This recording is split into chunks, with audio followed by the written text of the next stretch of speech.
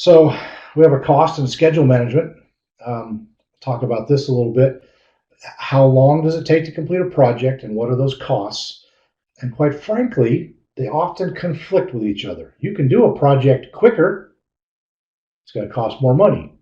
If it takes longer to build a project or do a project, it might not cost as much, but you also don't begin generating revenue as soon. And so that's a negative to your project. So all of that has to be balanced. You got to develop schedules, tasks, milestones, etc.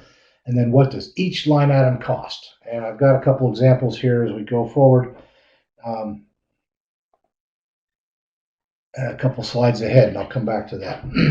So there's several ways that you go look on the internet or you pull up the textbooks. I didn't realize I do these until I actually put these slides together, but there's the PERT, which is Program Evaluation and Review Technique. Essentially uses a couple durations, in this case 3, for each activity, and uses fundamental basic statistics you get in your statistics class to determine probabilities of a project finishing early or later.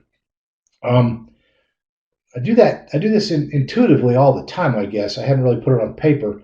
And then the other method is critical path method, and that's what my meeting today was all about, was what is the critical path and what is our degree of certainty that can occur, because we have a lot of subsequent interdependent parallel paths that rely on certain things. So we'll talk about both of those. Again, from an exam perspective for you guys, I've seen both of these questions in Word type of format, and it'll be something to the effect of critical path is something that can be done with a certain degree of reasonable degree of certainty, and PERT is not. I've seen questions like that. So here's just a picture. I like pictures. They say 1,000 words of the PERT. And so you start over here on the left where it says start, and you might have, in this case, 3 parallel paths.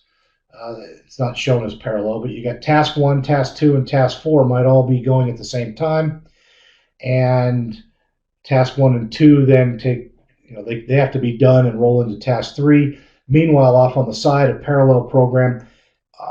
Let's just say in my gas plant, task 4 might be the compressors, and task 1 are the cooler, or the towers. Task 2 is the cryo stack, and maybe task 3 is putting that all together. Well, it all has to come together at the same time in order to work at the end.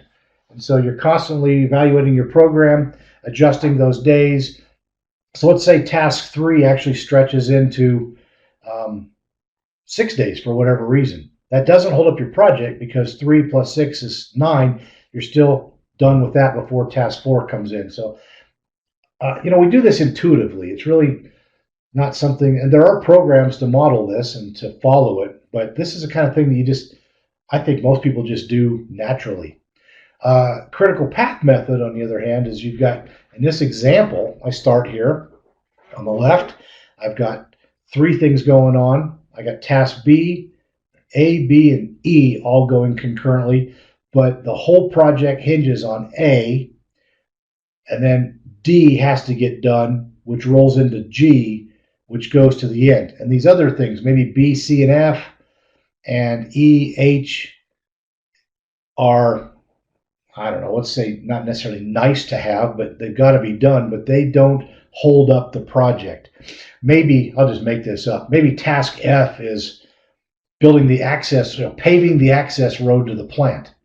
Okay, it doesn't hold the project up. The plant doesn't stop functioning or is unable to be commissioned if the road's not paved, but it needs to be done in the whole project scheme.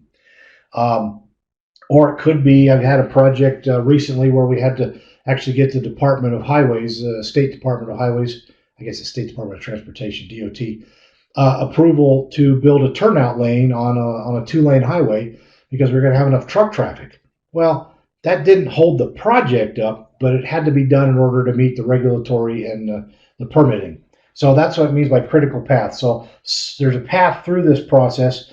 And if you pull this up on the internet, you'll find all kinds of spider webs, and I call them bowls of spaghetti. But somewhere through the middle, generally, is a critical path that the project has to follow in order to meet its deadline and be on time. So that's what I mean by this process.